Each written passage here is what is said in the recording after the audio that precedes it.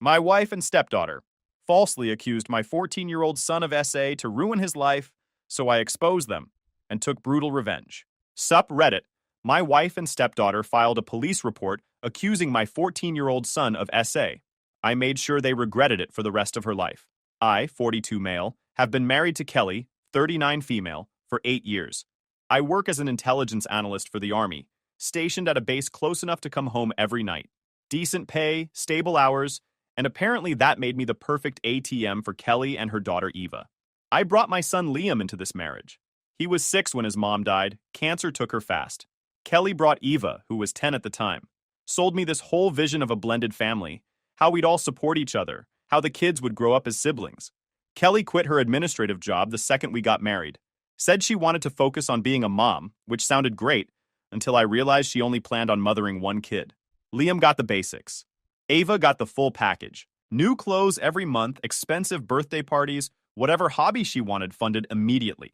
I caught it early, and I called it out every single time. That's probably why Kelly and Eva grew to resent Liam so much. Every time I shut down the favoritism, they blamed him for it. Like protecting my own kid was some personal attack on them. Liam's 14 now. Kid shot up like a weed in the past 2 years. 6'1", broad shoulders, looks about 17 or 18. People always assume he's older. Eva just turned 18, legally an adult, though you'd never know it from how Kelly still babies her. The favoritism attempts weren't even subtle. Eva would interrupt Liam constantly, and I'd cut her off mid-sentence. Liam was talking. Wait your turn. Kelly hated that. Gave me this death stare every time.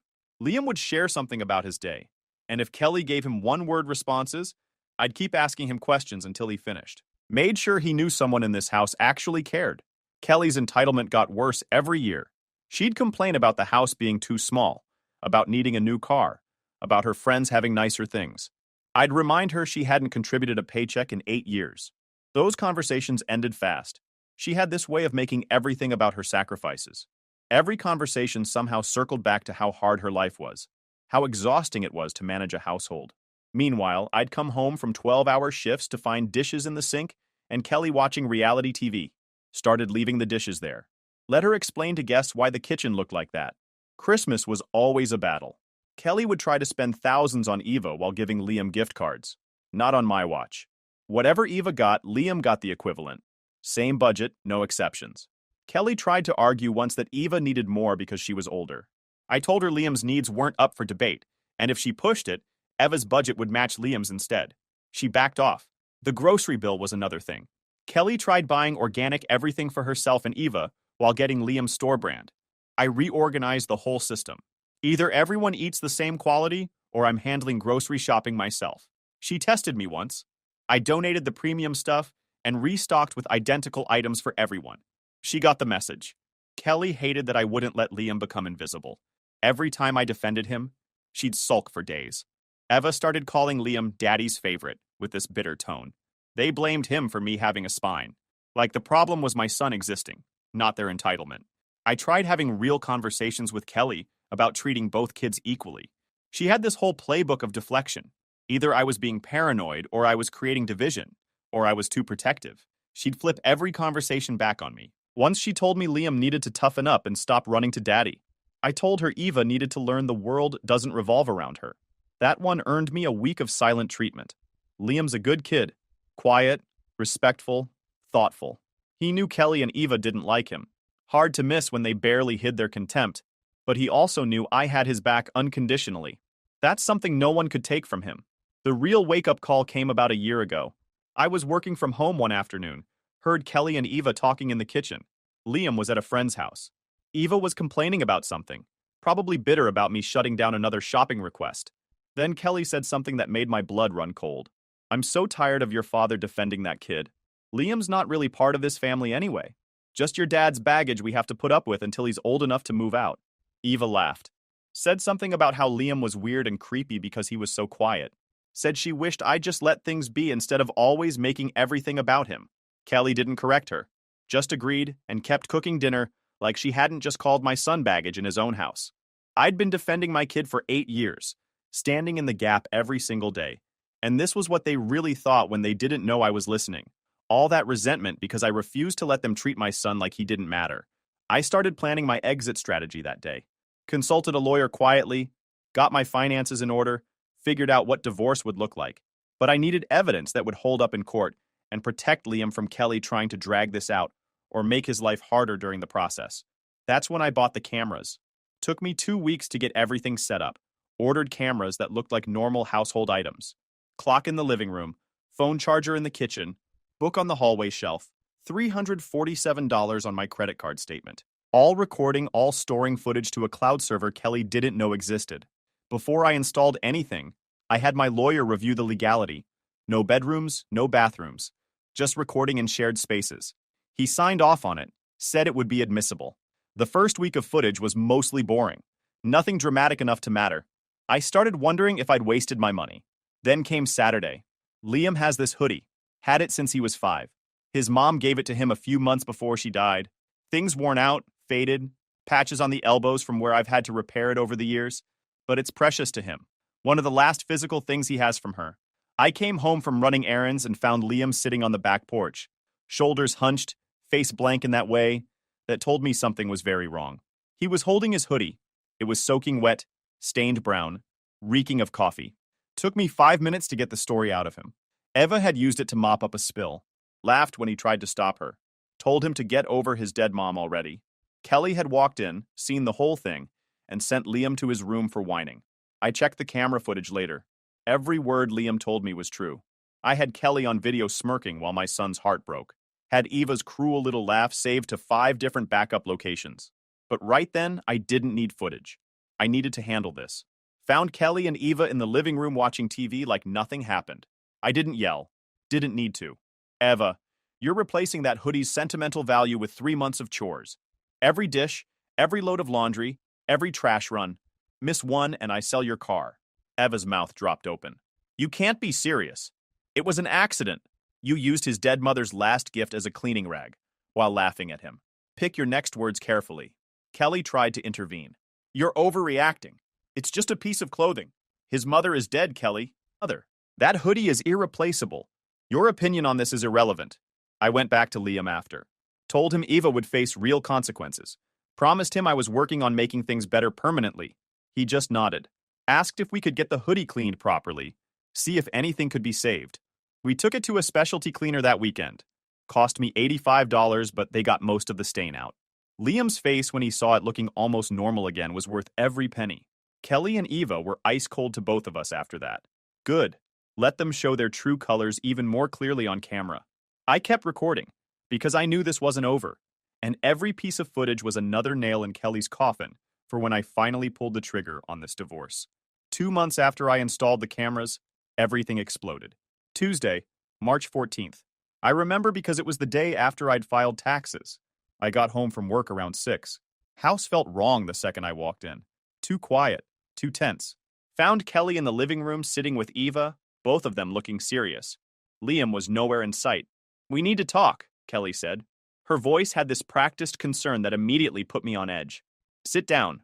I stayed standing. What's going on? Kelly put her arm around Eva, who suddenly looked scared. Whole performance felt staged, like they'd rehearsed it. Eva has something she needs to tell you. Something very serious. My stomach dropped. Eva looked at me with big, watery eyes. 18 years old, legally an adult, but playing the victim like she was still a child. Liam touched me. In a bad way. He came into my room last night and he touched me. My son. The kid who still slept with a nightlight because he was scared of the dark. Liam, who cried when we accidentally hit a squirrel with the car last year. That Liam. Kelly jumped in immediately, not letting the silence sit. I didn't want to believe it either. But Eva came to me this morning crying. We can't ignore this. We need to call the police. He's big enough to be dangerous. That's when I noticed it. Kelly's phone was sitting on the coffee table. The screen lit up for a second. I caught a glimpse of the notification. Recent calls with a timestamp from 20 minutes ago. Before I'd even gotten home. She'd already made calls.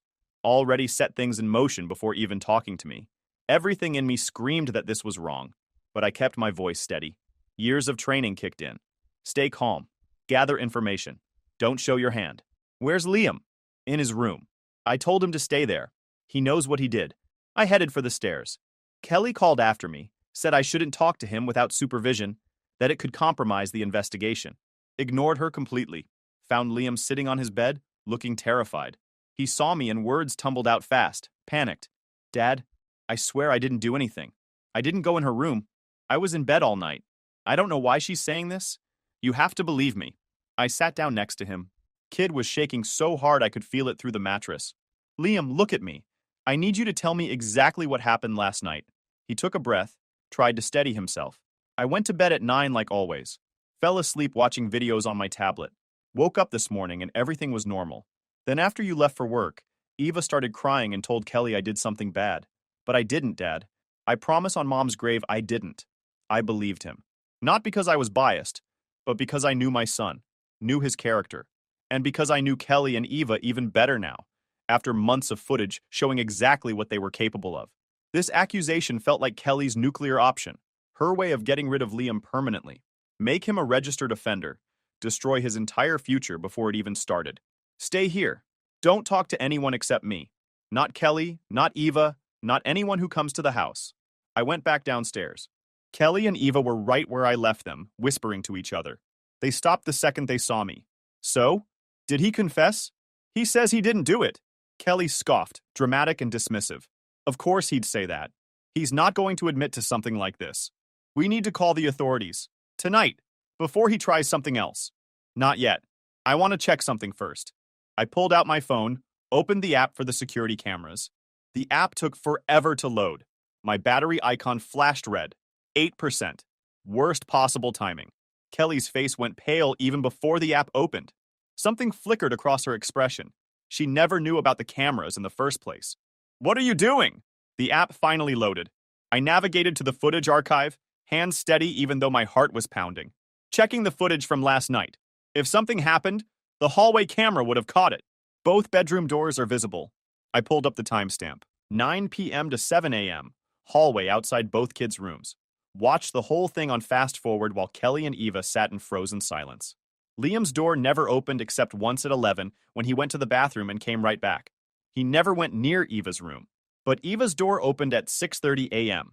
She crept into the hallway, looked around like she was checking if anyone was watching, then went back into her room. 2 minutes later, she came out crying, ran to Kelly's room. The accusation happened 30 minutes after Liam woke up, a full hour after Eva started setting it up. I turned the phone to Kelly, showed her the footage, watched her expression shift from fake concern to genuine panic. This doesn't prove anything, she said, voice weak and getting weaker. Maybe the camera missed it. Maybe he went in earlier. It proves Liam never went near Eva's room. Time-stamped footage, Kelly. Continuous recording. Want to explain how he assaulted her without ever leaving his bedroom? Kelly's jaw tightened. Something flickered in her eyes. Not defeat? Defiance? Doesn't matter. They're already coming. Those calls she'd made before I got home. She'd already pulled the trigger. Already filed a report. Eva started crying for real now. Actual panic crying. Not the performance from before. Kelly pulled her closer, but the cracks were showing. Stop. My voice came out cold. I have cameras all over this house, Kelly. Living room, kitchen, hallway, every common area. And I have weeks of footage of you and Eva making Liam's life miserable, calling him baggage, destroying his mother's belongings. All of it recorded. Kelly's face twisted. The mask dropped completely. No more concerned mother act. Just pure rage and something uglier underneath. You've been spying on us? In our own home? My house, my cameras, all legal. And lucky I did, because you just tried to land my son with a record that would follow him for the rest of his life. We weren't trying to destroy anything.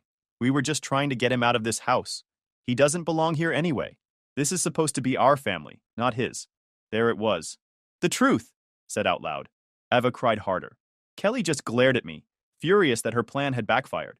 I stood up, started making calls. My lawyer first. Pack your things, both of you. I want you out within the hour. You can't kick us out. I'm your wife. This is my home too. You don't have rights to make false accusations against a minor. Eva's 18, Kelly. She just filed a false police report as an adult. That's a felony. You coached her to do it. That makes you an accessory. The color drained from both their faces. I called my lawyer while Kelly screamed at me, told him what happened, sent him the footage immediately. He confirmed what I already knew.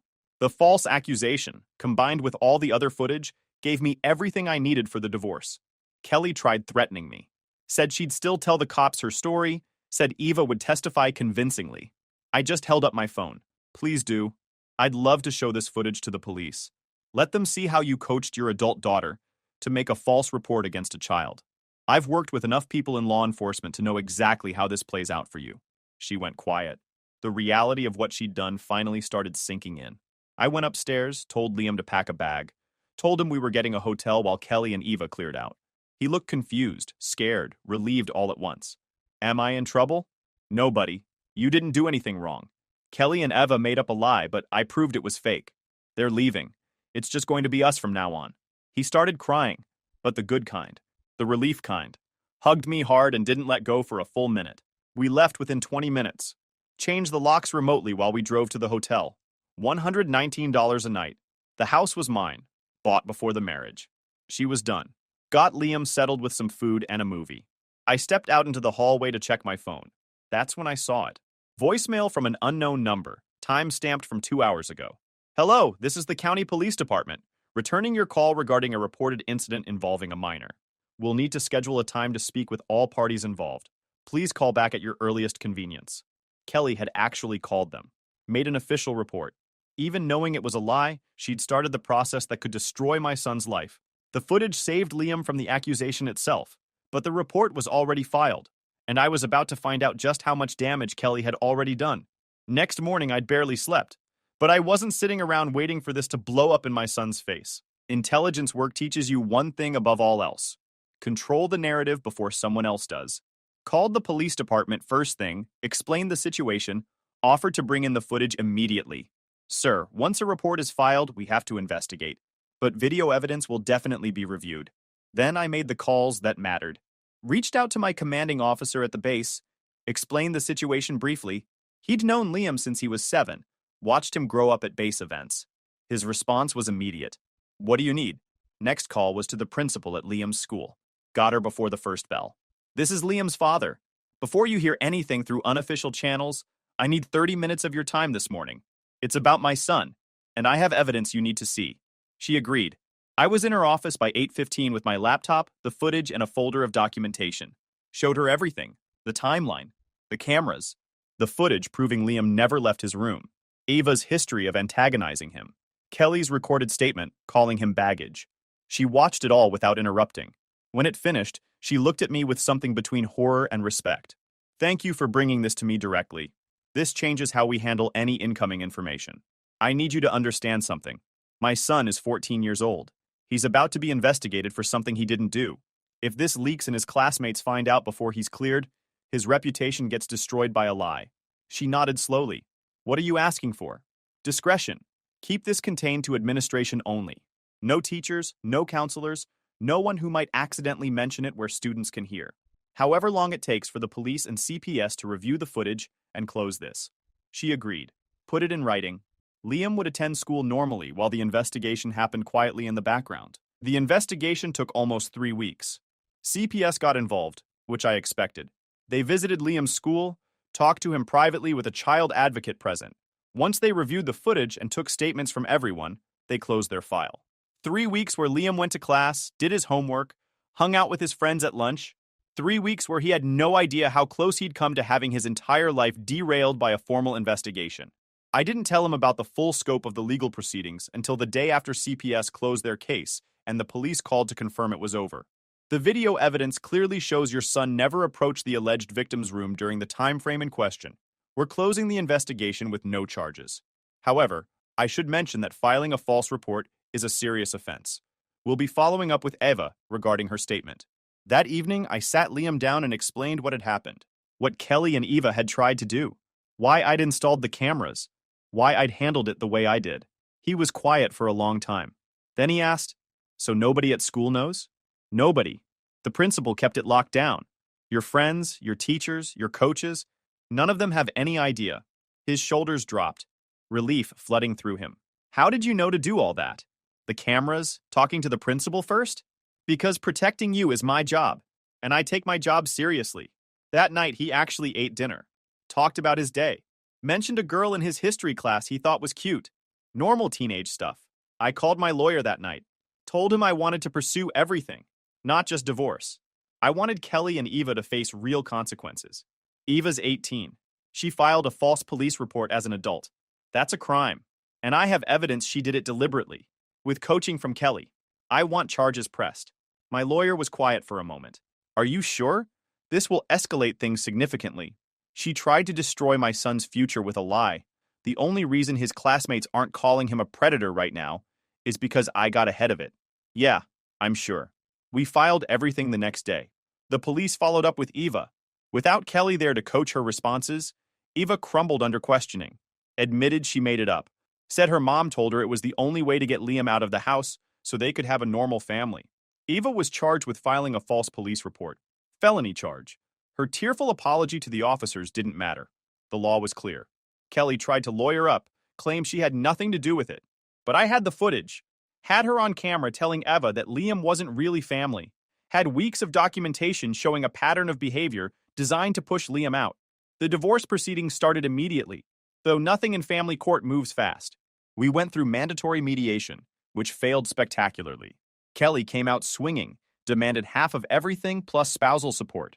Her lawyer painted her as a devoted wife and mother to Eva. My lawyer played the footage. The judge watched Kelly call Liam baggage, watched Eva destroy his dead mother's hoodie while Kelly smirked, watched the timeline of the false accusation unfold. Counselor, your client needs to seriously reconsider her demands. Because from what I'm seeing, she's lucky I don't recommend charges for conspiracy. Because I owned the home before marriage and had documented evidence of her behavior, Kelly walked away with very little. No spousal support, no claim to the house, a small settlement just to finalize things quickly. But the real victory was the protection order. Kelly couldn't contact Liam directly, couldn't show up at his school, couldn't interfere with his life in any way. Neither could Eva, who was now dealing with her own legal problems. The divorce was finalized on July 18th.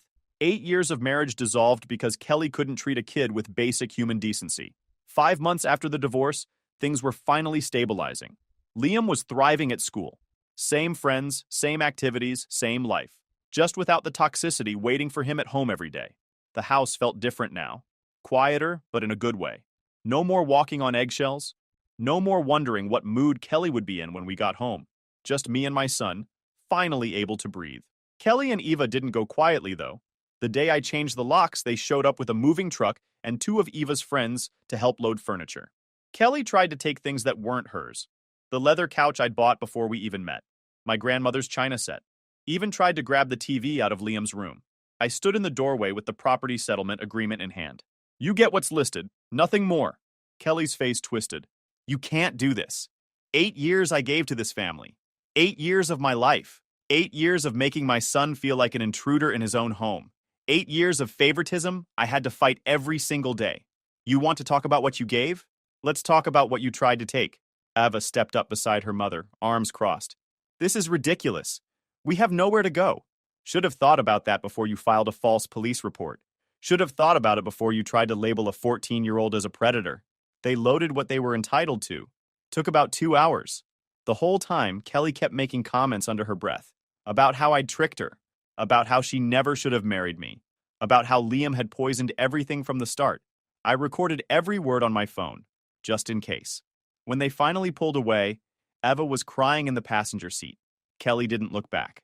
Just drove off toward whatever future she'd carved out for herself. A month later, I heard through mutual friends that they'd moved into Kelly's sister's basement. 2-bedroom house, 4 adults, 1 bathroom. Eva was sleeping on an air mattress in the corner of the laundry room. Kelly started showing up places she shouldn't. First, it was the grocery store I always went to on Sundays. Coincidence, maybe. Then it was the coffee shop near my work. Then she was parked outside Liam's school, just sitting in her car, watching students come out. Liam spotted her first. Came home shaken. Dad, I think I saw Kelly's car in the parking lot after school. I called my lawyer immediately. She's testing the protection order. Probably thinks if she doesn't make direct contact, she's in the clear. What can I do? Document everything. If she keeps it up, we can file for enforcement. I started keeping a log. Dates, times, locations, photos when I could get them without being obvious. Built a pattern over 3 weeks. 12 separate sightings.